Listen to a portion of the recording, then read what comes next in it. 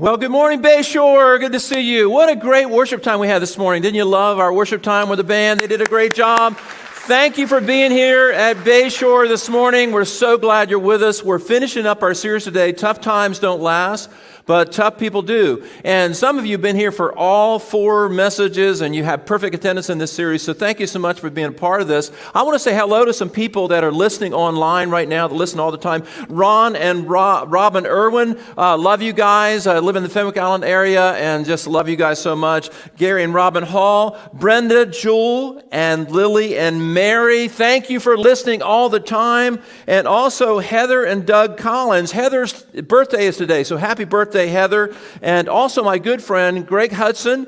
I've been friends with Greg for years. Greg had a birthday this year. He turned 60, so let's have a moment of silence for Greg right now, okay?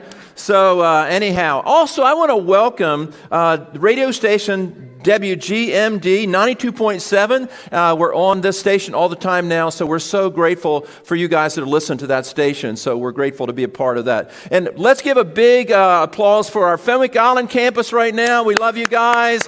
And Pastor Jeremy and Joel and Brigida Canfield and everybody at Fenwick Island, we just appreciate you guys so much.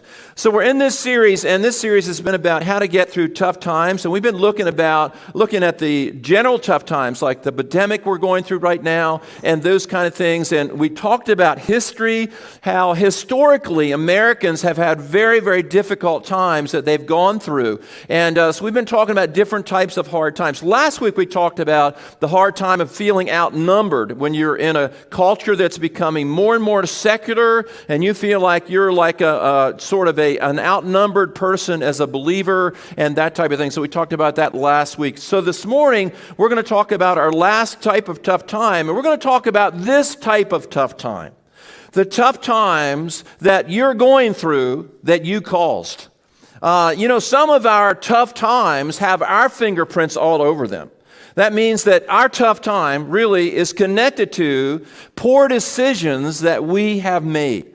Poor decisions that we've made. Now here's what I know about all of us. All of us will make poor decisions sometime during our life. It's impossible to go through life without making some poor mistakes or poor decisions. I think it's Abraham Lincoln that says, "He who never makes a mistake never makes anything."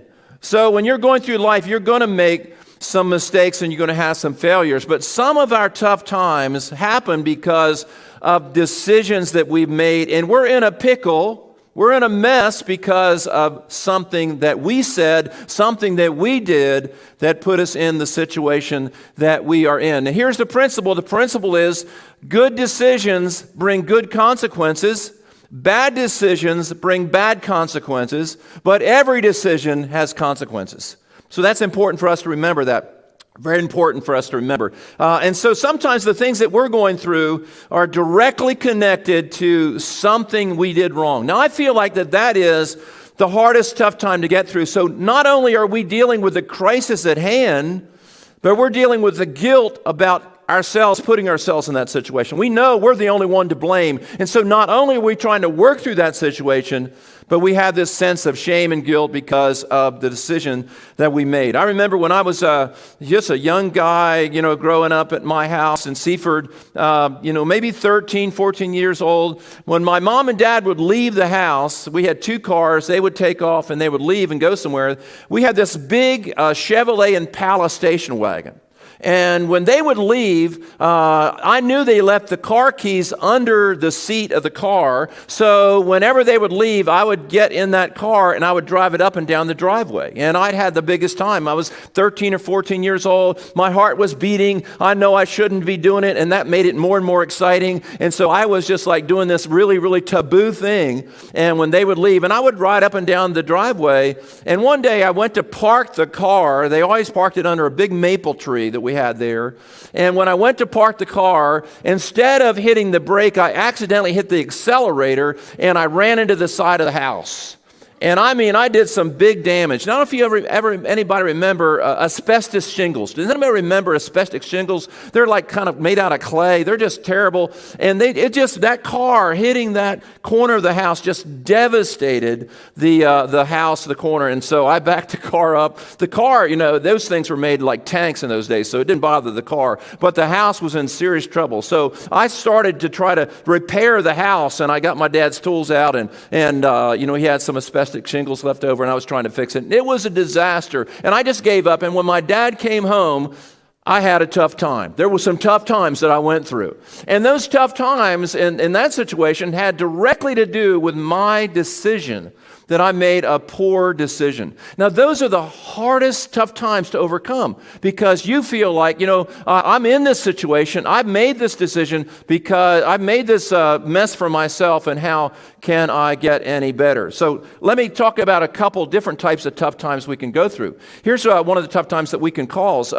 It can be a relational issue. It can be a relational issue where we've made some really bad decisions relationally, and it's affecting that relationship. Now, I have a good college friend that when he was in college, we got through college together, but his first marriage, when he was first married as a young man, he drank too much, he was always at the bars, and he was unfaithful to his wife. He had a very good wife, a very good woman, and yet he was drinking and carousing, and he was insensitive to his wife.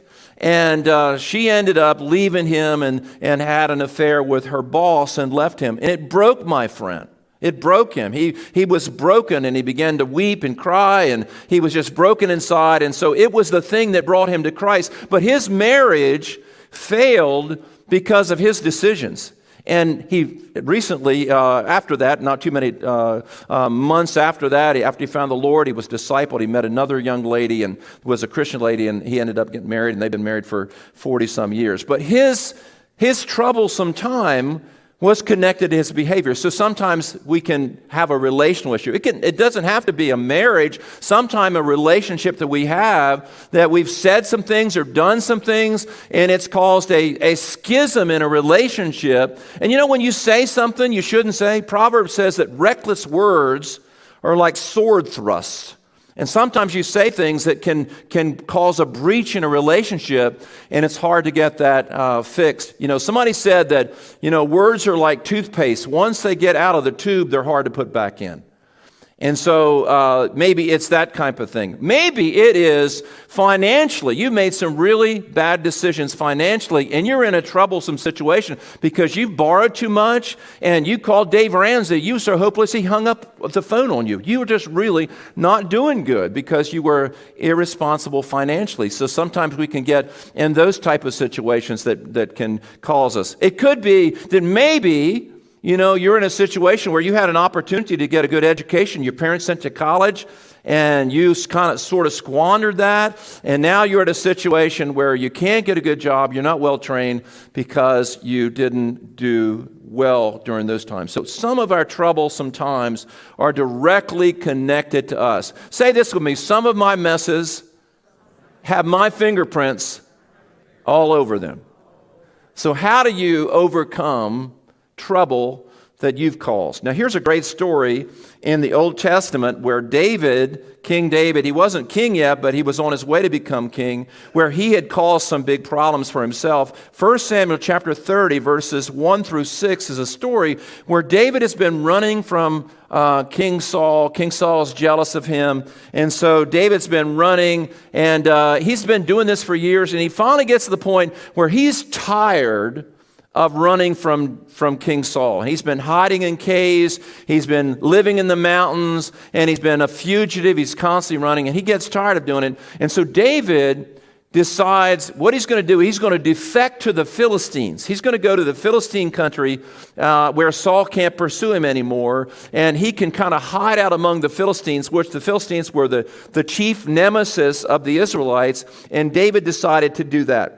Now, interesting thing about that, David never prayed about that. David just was weary, and sometimes when you're weary and you're tired, you just unilaterally make some decisions without asking the Lord, and you can get yourself in trouble. So David ends up in this kind of alliance relationship with the enemies of Israel, and then these Israelites that are with David, this little entourage of people that are following him, are living with David in the land of the Philistines and the city of Gath. And then they give David and his men this little city called Ziklag.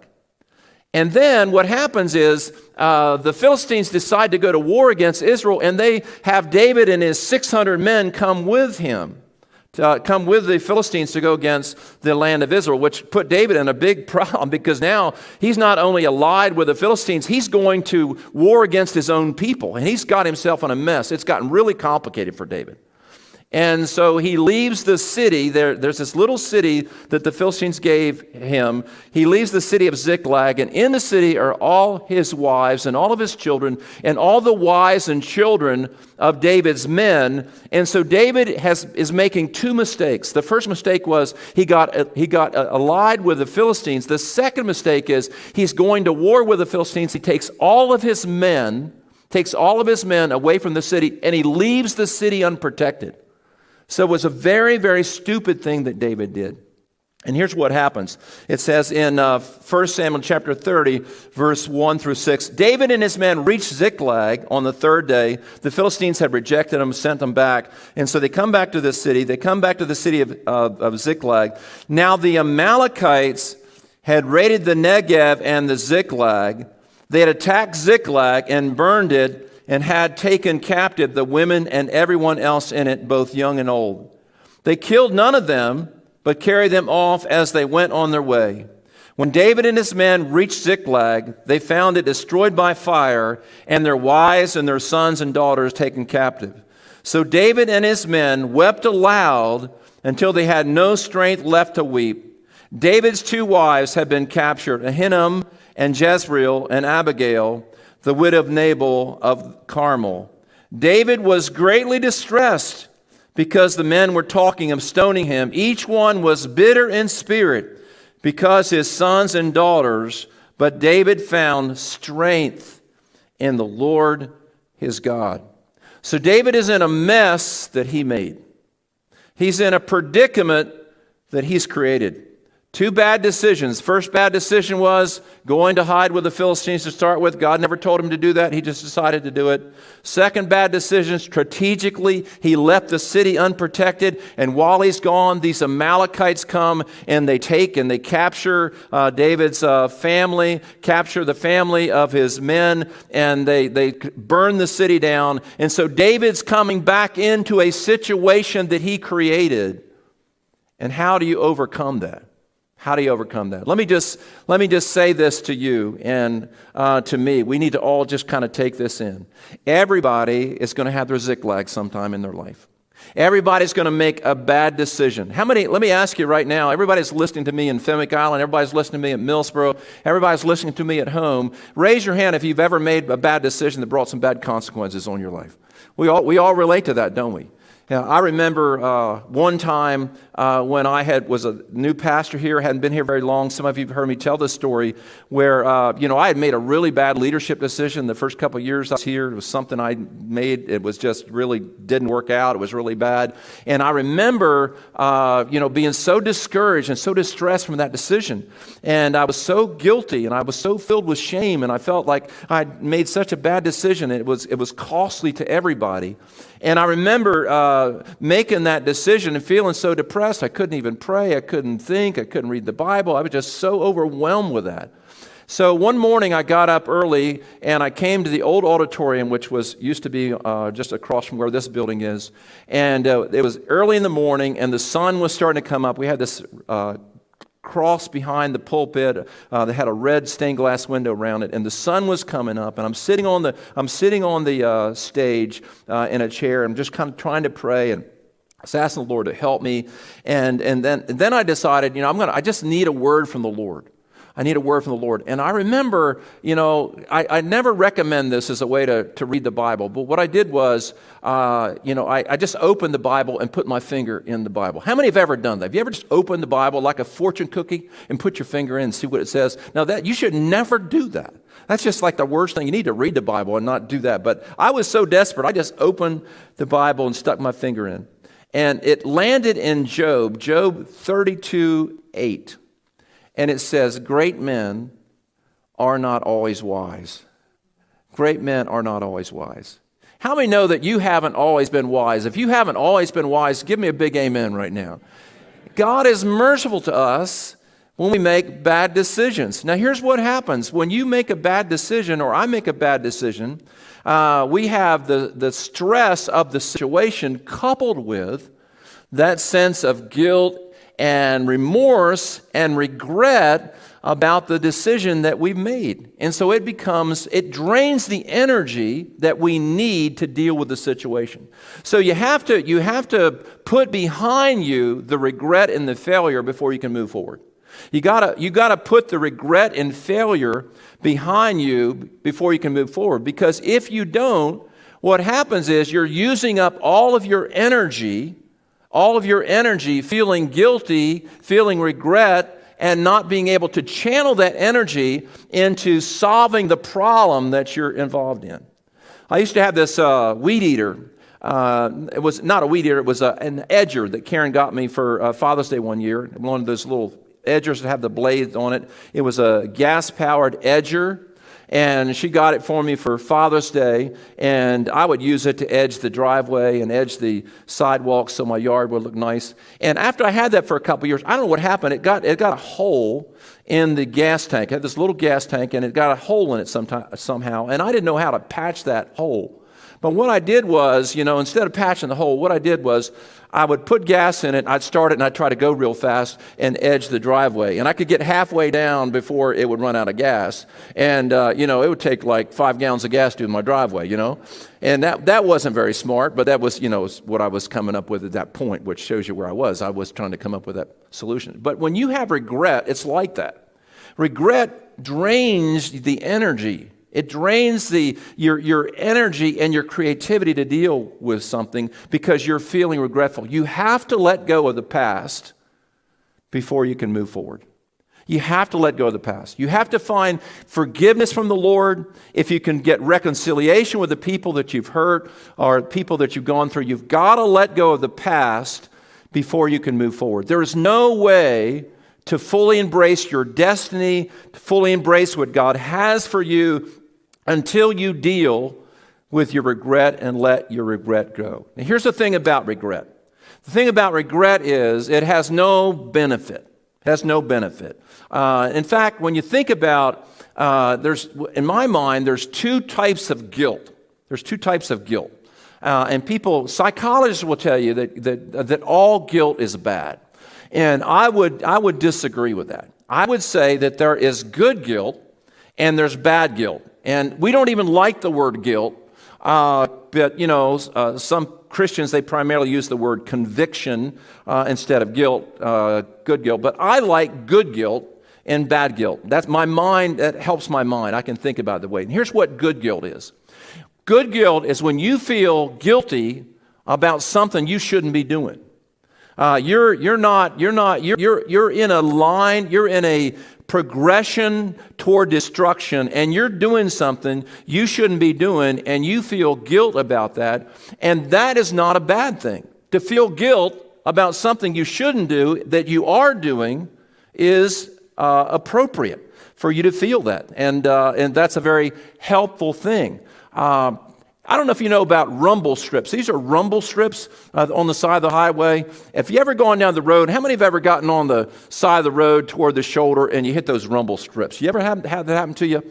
Now this is, in my mind, this is what good guilt is. Good guilt is when you're starting to get off the road where you're supposed to be going. And you're getting off the road and you're beginning to do something, you're beginning to move in the direction you should be going, and you begin to feel guilty inside. That's like the rumble strips telling you to get back on the road. Now, notice that the highway department doesn't fill the whole highway with rumble strips, because the rumble strips are only appropriate when you're going out of bounds. When you feel guilt about something and you feel like you feel guilty because you're doing something wrong, that's a good thing. The book of Jeremiah says the people of Israel had forgotten how to blush. They had forgotten how to blush. They would be engaging in behavior they shouldn't be engaged in, and they didn't even feel any guilt about it. So feeling guilt is a good thing. Here's what Mark Twain said about guilt. Maybe you've heard Mark Twain's quote about guilt. Man is the only animal that blushes or needs to. So good guilt. There is good guilt, and here's what good guilt is. Good guilt is motivated by the love of God, by the protection of God, that God lets us feel guilty when we're doing something we shouldn't do. And the good guilt is like rumble strips that get us back on the path so we can move forward. So it's very important. So if you have good guilt says you need to change your course. So say this with me. Good guilt is protective. It keeps us safe. So I want my grandkids, I pray for my grandkids every day. I pray for Nixon and Nora and Jack and Willow. I pray for them every single day. And I know what kind of world they're living in. And I pray that they'll have a sensitive conscience to the Word of God.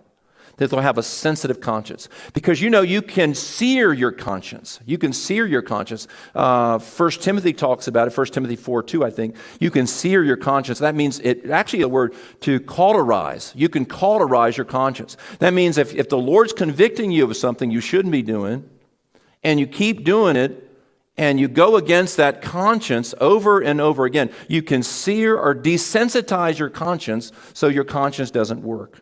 So that's important for us to remember. Here's what Martin Luther said about our conscience. Here's what he said. Martin Luther, the great reformer, as he stood before Charles V in Worms, Germany. My conscience is captive to the Word of God. He told his accusers, I cannot and will not recant anything, for to go against conscience is neither right nor safe. So when my good guilt is telling me to stop doing something, I need to stop doing it. Now that's good guilt. What's bad guilt? Bad guilt is when you've responded to the rumble strips, you've gotten back on path, you've repented, you're not doing that anymore, you've quit that, you've turned your back on it, you shut the door on that, and you're headed in the right direction, but yet you're still feeling guilty. Guilt is only designed by God to get you back on the path. Now, if you're feeling guilty, you think, I need to feel guilty, and I need to pay for my sin, then what that is saying is that Jesus, nice try, but you didn't do enough. Nice try, Jesus, but you didn't do enough. Jesus when he got done on the cross, what did he say? He said, it's finished. I don't need to pay by feeling guilty once I've corrected my behavior. So very important for us to do that. Karen and I had a plumber come the other day and fix the sink. We had some leaky faucets in our bathroom, and we had a bucket under there, and the water's leaking in there. And so boy, plumbers, that costs a lot of money. That's a lot of money. So we're gonna have to maybe cancel some vacations, get that paid for. It's a big deal. And but anyhow, the plumber came, and we had to buy the new faucets. We had the new faucets there, and he came in and fixed the faucets, and then he gave us the bill, and then we fainted, and then he put some smelling salts on us and got us up. And but when he got done, he got in his truck and he left. Now, if the plumber had fixed the faucet and then came in the living room and plopped down on the couch and turned the TV on and stayed all day and then stayed for dinner and spent the night and just stayed on, there's something really wrong about that. Now, that's like bad guilt is hanging around. It's guilt hanging around that's already done its job. And so you don't want that. And so David, when he's under the shame of this mistake, he's cost his men, He's cost, everything. It's his children are in danger. His wives are in danger. This poor decision has caused him some problems, and he's in a mess because of a decision he made. He did not stay and grovel in the guilt. He did not grovel and stay in the guilt. He didn't live in the land of regret, but he encouraged himself in the Lord. He encouraged himself in the Lord. So here's what Tiger Woods is probably the most famous golfer in America. Here's a picture of Tiger Woods. He's an incredible golfer, and Tiger had a rough time for a while, and I think he's doing better. I hope he is. Tiger, great golfer, but he has this thing. Of course, his dad mentored him in golf.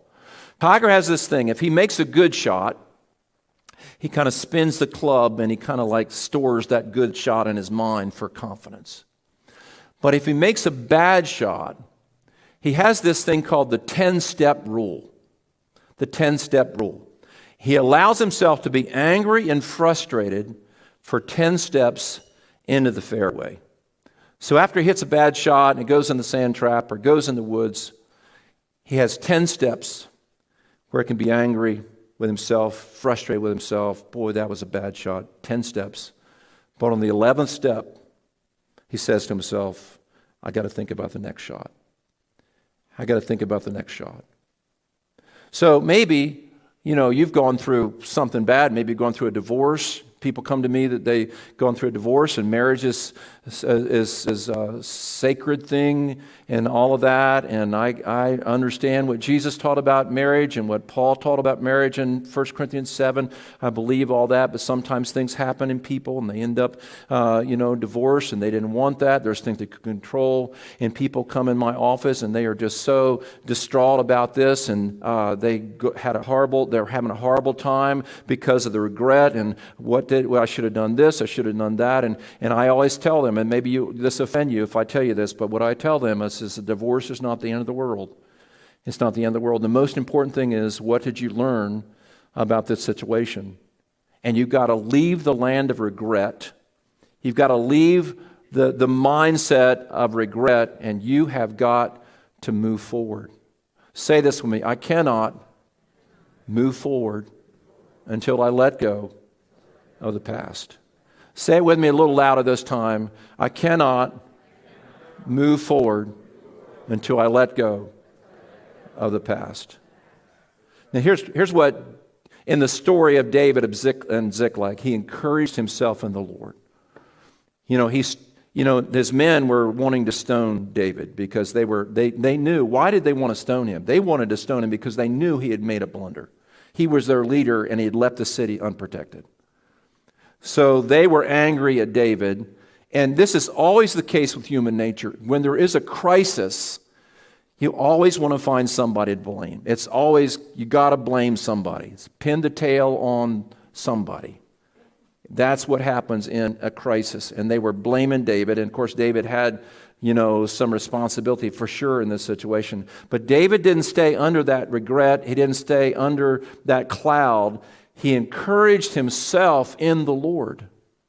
He encouraged himself in the Lord. I love to get encouragement, and this is the most encouraging church that any pastor could ever pastor. I get notes from you guys, and you tell me wonderful things. You encourage me, and we all need encouragement. But let me just tell you, sometimes maybe there's nobody there to encourage you. And you and I have to learn how to become our own encourager. And the King James says, and it says in the 1 Samuel 30, verse 6 in the NIV, that David found strength in the Lord. The King James says that David encouraged himself in the Lord. Now, what I think he was doing is that David was starting to remember, listen, Samuel anointed me with oil to become king.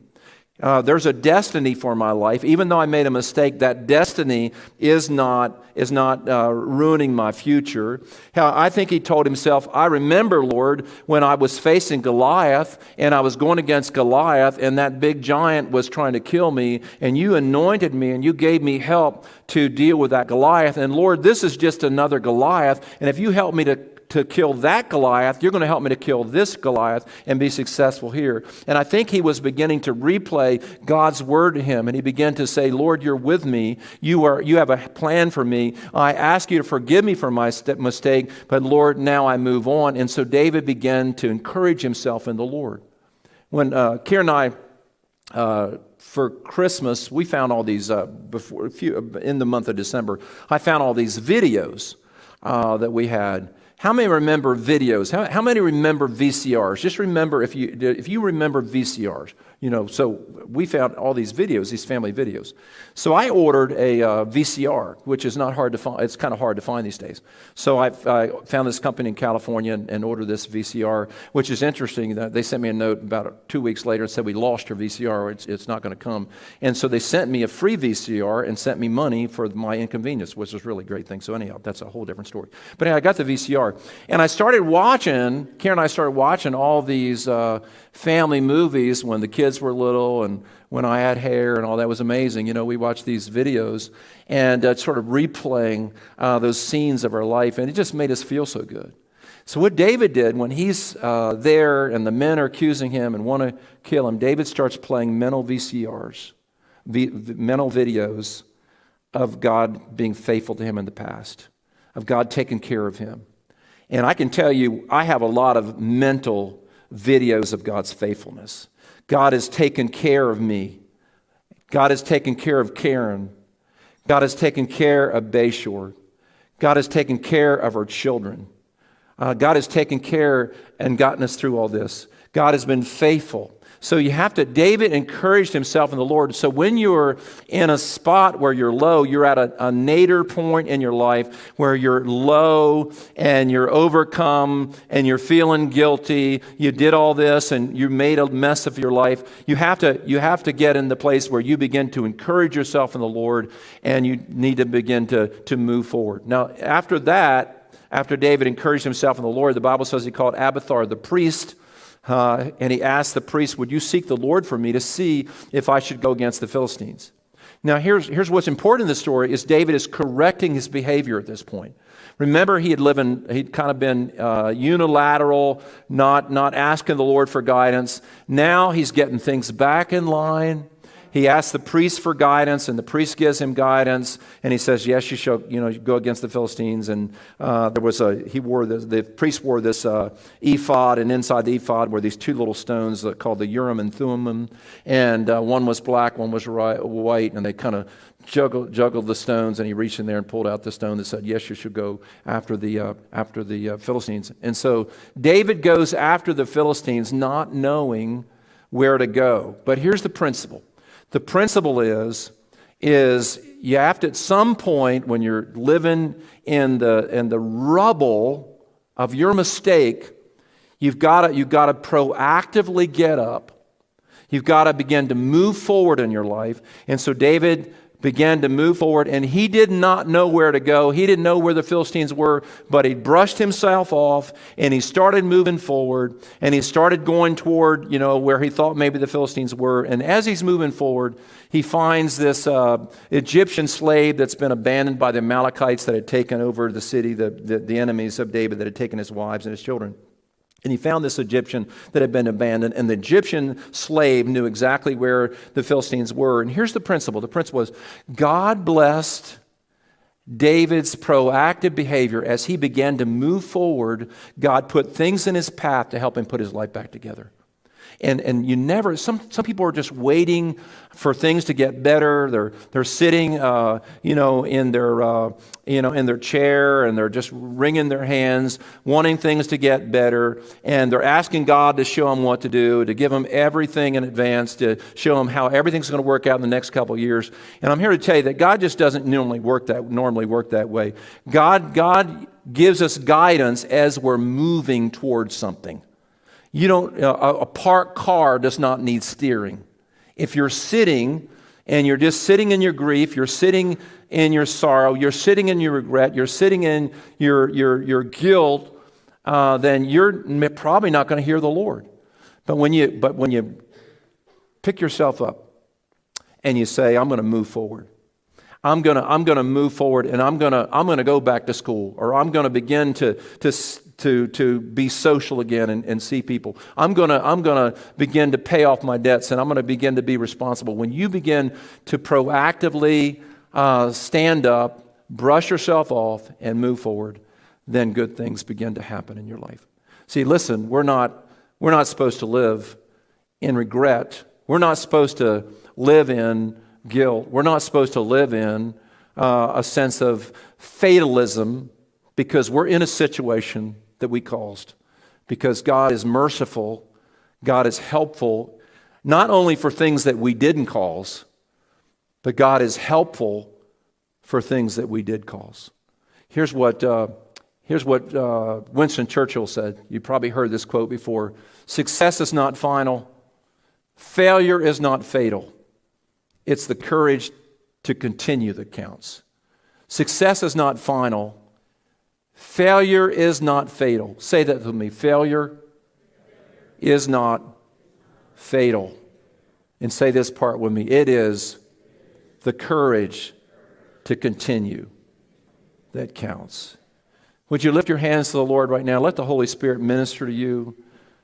I just want to say to you today, I'm not sure what your story is, but I just feel these words welling up in my spirit this morning for the Lord to just say to your heart that you have a future. You have a future.